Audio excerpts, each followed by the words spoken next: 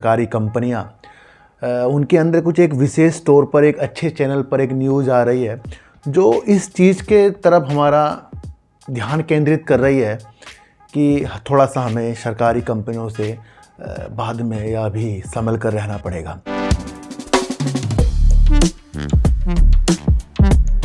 नमस्कार, आप देख रहे हैं डीप सर्च 6 और आज बात करेंगे गवर्नमेंट कंपनी की, सरकारी कंपनी की, पीएसयू कंपनी की, क्योंकि एक विशेष न्यूज़ जो आ रही है वो कहीं ना कहीं जो सरकारी कंपनियां भाग रही हैं, जिनके अंदर सरकारी बैंक, रेलवे और अन्य सरकारी कंपनियां, उनके अंदर कुछ एक विशेष तौर पर एक अच्छे चैनल पर एक न्यूज़ आ रही है जो इस चीज़ के तरफ हमारा ध्यान केंद्रित कर रही है कि थोड़ा सा हमें सरकारी कंपनियों से बाद में या अभी संभल कर रहना पड़ेगा।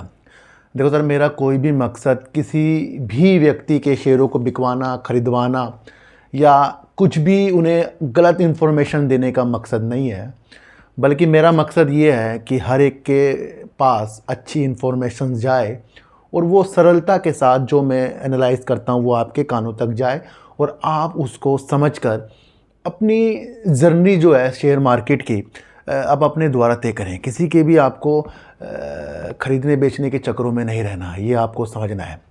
तो आज का गंभीर विषय है और इसको आपको समझना पड़ेगा। जहां आपको IRFC से LIC तक, यानी सरकारी कंपनी, रेलवे से LIC तक जो करीब 19 कंपनियां हैं, अगर आपको उसके बारे में ज़्यादा जानकारी चाहिए कि मैं क्यों वीडियो बना रहा हूं, तो आपको थोड़ा सा और इस चैनल पर बना रहना पड़ेगा इस वीडियो के लिए, क्योंकि इधर एक न्यूज़ निकल कर आई है जिसके अंदर सरकारी जो 19 कंपनियां हैं उनका, अगर हम एक चीज़ देखें कि सरकार की जो अतिरिक्त हिस्सेदारी है वो करीब 2.4 लाख करोड़ की हो गई है।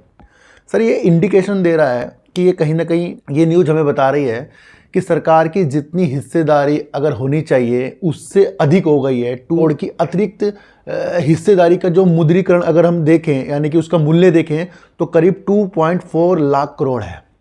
ये क्या बात की चीज़ें हैं कि देखो सर, सेबी जो है हमारी, यानी सेबी, उसके मानदंडों के अनुसार सरकारी हो या प्राइवेट हो, उनके अंदर प्रमोटर जो होते हैं 75% या उससे कम रहने चाहिए। देखने में ये मिल रहा है कि जितनी भी सरकारी जो 19 कंपनियों के बारे में बता रहा हूँ उसके अंदर 9 कंपनियाँ जो हैं, सरकारी कंपनियाँ हैं, वो आपको देखने को मिलेगा उनकी जो हिस्सेदारी है 90% या उससे भी ज़्यादा है। तो 75 का लेकर, अतिरिक्त का मतलब होगा 75 से जो ज़्यादा हिस्सेदारी, उसका जो सरकार अगर उसे बेच दे तो करीब 2.4 लाख करोड़ वो सरकार उससे ले सकती है, मुद्रीकरण यानी मोनेटाइज कर सकती है अपनी इस हिस्सेदारी को। ये मैं नहीं कह रहा हूँ सर, ये न्यूज़ बोल रही है। और इसके अंदर अगर आपको देखने को मिले SJVN हो गया, आपका IRFC हो गया, LIC हो, इस तरीके के 19 बैंक भी हैं। तो अब आपको खुद सोचना है कि ये न्यूज़ क्या दर्शा दिखा रही है। देखो सर, इस न्यूज़ का आने का मकसद यही है कि सरकार के पास जो हिस्सेदारी अतिरिक्त है उसका जो मूल्य है 2.4 लाख करोड़ है। पर अगर हम देखें कि 18 सितंबर 2022 को ये करीब 1.9 लाख करोड़ का था सितंबर में, और अब बढ़कर ये हो गया है 2.4 लाख करोड़। यानी कि जितनी भी सरकारी कंपनियां इस तरह से भाग रही हैं, सरकारी कंपनी का मूल्यांकन किया जाए तो करीब 60 लाख करोड़ का इस तरीके का बाजार बन गया है सरकारी कंपनियों का। ये न्यूज़, इसकी आप बड़ी मुस्तैदी से जो देखो सर, एक चीज़ मैं आपको और बताऊं कि कभी भी जो शेयर भाग रहे हैं वो सबको प्रॉफिट नहीं देंगे। ये ध्यान रख लेना। जो भी खरीद रहा है, पड़ोस वाला उसको प्रॉफिट आ रहा है, इधर खरीद रहा है उससे प्रॉफिट आ रहा है, कोई कह रहा है मैंने इतना प्रॉफिट कमा लिया, ये ऐसा शेयर मार्केट में कभी नहीं होता है, ये समझ लेना आप। ये बड़े बड़े जो एनालाइज करके बैठते हैं, जो बड़े बड़े टॉप पर बैठे हैं, तो क्या इनके सारे शेयरों में प्रॉफिट आता है? सर, मैं आपको पहले भी बता चुका हूँ, सारे शेयर अगर लेंगे तो उनमें से कुछ में ही प्रॉफिट आता है और कुछ में वो होल्ड करते हैं। अब इसी तरीके से आप देखो, जो चीज़ खरीदा जा रहा है उसमें प्रॉफिट आ रहा है। और ये न्यूज़ हमें बता रही है कि अगर सरकार ने अपनी हिस्सेदारी को बेचा तो करीब 2.4 लाख करोड़ का इस तरीके से वो या OFS के माध्यम से, अन्य चीज़ों के माध्यम से कर सकती है।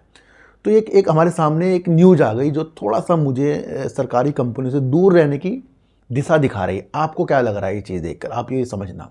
और 19 कंपनियों के नाम है। एक चीज़ और आपको ध्यान रखना है, इसके अंदर ONGC नहीं है, तो हमें क्या करना है, ONGC की तरफ अपनी नज़रों को आगे जाकर सही करना है। उसके बाद दूसरी कंपनी HPCL जो सरकारी कंपनी है वो नहीं है इसके अंदर, और तीसरी कंपनी है MRPL। ये 3 कंपनियां जो 19 कंपनियां मैंने बताई हैं उसके अंदर नहीं है।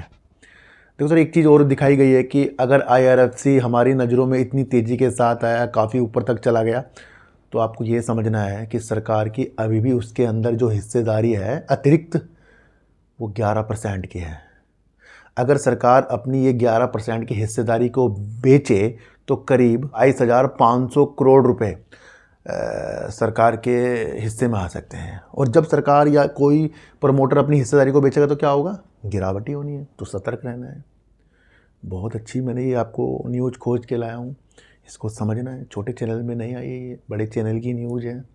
और जब हमारे सामने बिल्कुल एक ऐसी चीज़ बता दी गई हो कि जो हमें दिखा रही है भाई अतिरिक्त, तो ये एक साइकोलॉजी होती है। भागने को सर ये मंगल बुध बृहस्पति जब मर्जी भागे, भागते रहें, पर हमें संभलना है और संभल कर काम करना है। तो अब आपको समझ में आ गया निजी कंपनियों या फिर सरकारी कंपनियों, सेबी का रूल है 75% तक होना चाहिए। और सरकार की जो हिस्सेदारी करीब 19 कंपनियों में, 9 कंपनियों में 90% और उससे ज़्यादा की भी है, तो ये भी आपको समझना है। तो यानी 75 से आगे की जो हिस्सेदारी, उसका मूल्यांकन 2.4 लाख करोड़ का हुआ है। तो ऐसी ही वीडियो देखने के लिए मेरे चैनल पर सर बने रहें और समझदारी से वर्क करें। सरकारी कंपनियों में थोड़ा सा बचकर चलना पड़ेगा। ये न्यूज़ तो मुझे ये दर्शा रही है। देखो सर, यहाँ तो मैं आपको निगेटिव पॉजिटिव नहीं बता रहा हूँ। आपको ये न्यूज़ सुनकर कैसा लग रहा है कमेंट कर देना और मुझे भी समझा देना। तो फिर मिलेंगे आपसे नई वीडियो के साथ, जब तक के लिए नमस्कार।